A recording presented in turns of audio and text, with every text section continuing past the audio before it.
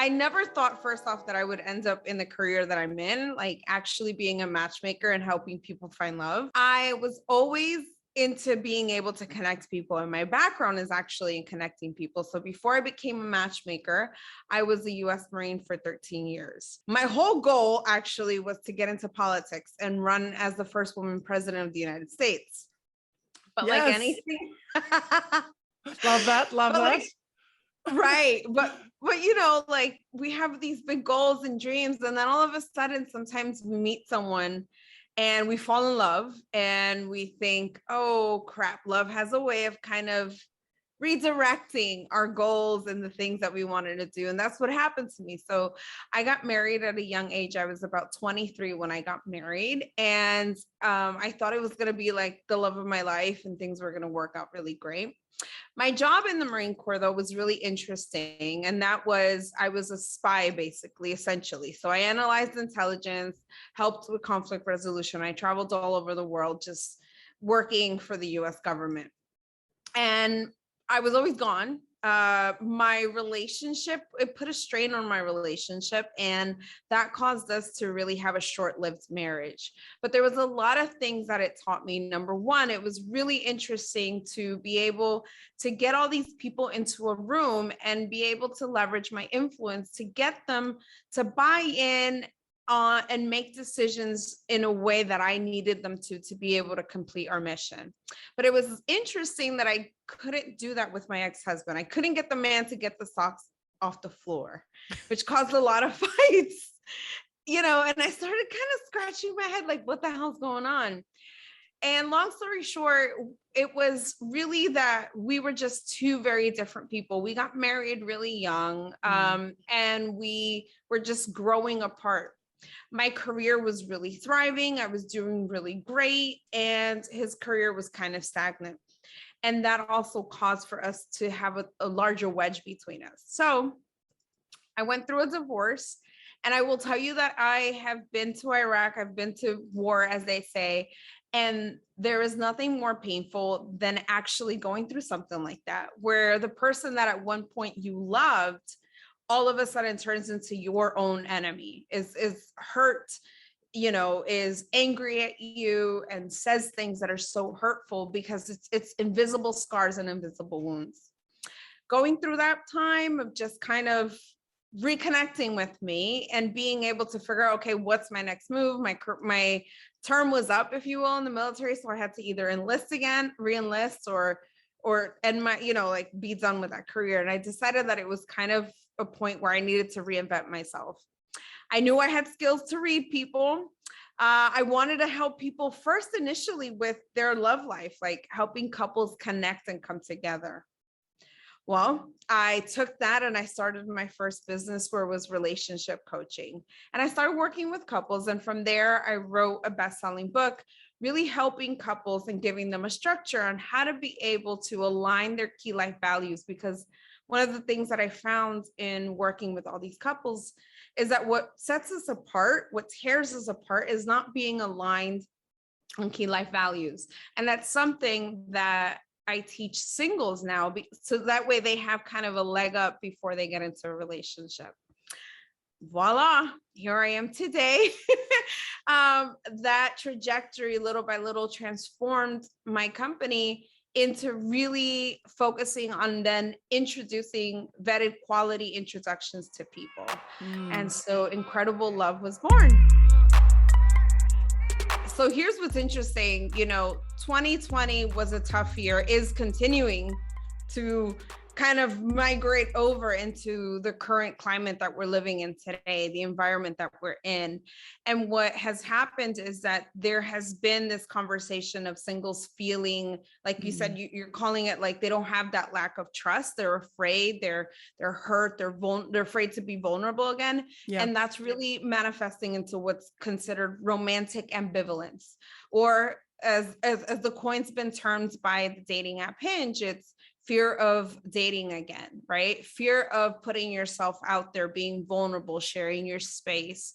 And when you start that, and what I think 2020 has taught everyone is whether it was a great year. For some people, it was a fantastic year. And for other people, it was the worst year of their life. But I would say that if we were to draw it in a Venn diagram, so to speak, what we would learn is that the commonality is introspection.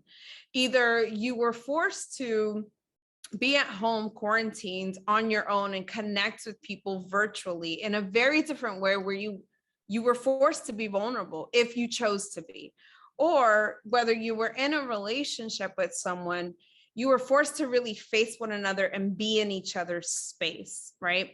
And I think that the start of interest, or to answer the question of like, how does introspection start? Well, it kind of starts with when it shows up and it kind of forces you to really look at what's there. And when we can allow that and do it without judgment, that's when introspection really, really begins, with no judgment. I think that's the most important thing, is we're really harsh on ourselves, right? But judgment is, it has a purpose. But when it comes to looking at ourselves, the first step isn't to be judgmental. It's simply to observe and be aware. Some of the comments that I see are incredibly heartbreaking, of women who are just like, I'll never be with anyone again. I'm done. And that just speaks volumes to how much trauma. And in this particular instance, yes, I am speaking about women, but I just want to acknowledge that I know that, women, men, non-binary, all people feel these things of extreme betrayal or whatever, or trauma, and just shutting themselves off completely. So is there somewhere in that space where we can let a crack of light in? And if so, yes, how do we do that? There always is. Absolutely. Number one, mindset and your attitude. I mean, attitude is really everything. And I know that maybe somebody who's listening could be rolling their eyes and be like, really? But you don't know how shitty my life is right now, or you don't know what just happened to me. You don't know how this person betrayed me. You don't know, right? And here's the truth of it is, that's what makes us human. You're not the only person who's experienced this, right? Yep. You, Talia, myself, our friends, our parents, everyone has experienced shittiness at some point in time, right? The thing is remembering that we're not alone, and that it's okay to reach out for help. It's courageous to reach out and to say, listen, I don't have it figured out right now, but this is what I'm feeling. Like, can you hold some space for me? Can you just listen? The most important thing that we can do in dating and relationships and friendships is really ask for what we need. But in order to ask for what we need to know what it is that we need, and not judge it. When we hear the word matchmaking, we think of like online dating apps. But what do you offer? Like, let's talk a little bit about your matchmaking. What do you offer your clients? Yeah. So first, just to bust this myth, a matchmaker and online dating apps are not the same thing. We are very different. With an online dating app, with an online dating website, if you will, because you have an app that's for mobile and then you have websites that's for desktop, right? When you're doing online dating, you're basically putting your trust on that the person on the other side of the screen is who they say they are. Right?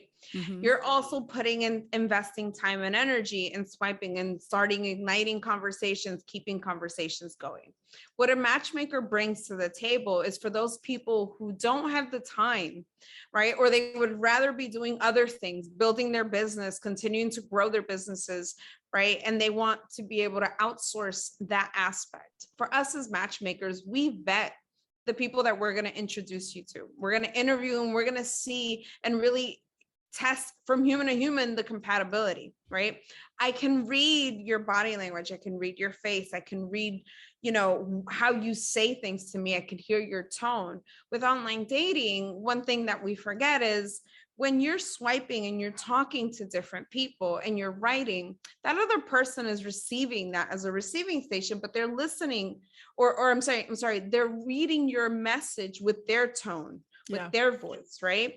So it's left for ambiguous interpretation. The other thing too is we run background checks. So we're not going to match our clients with anyone that we haven't verified that they say who they say they are.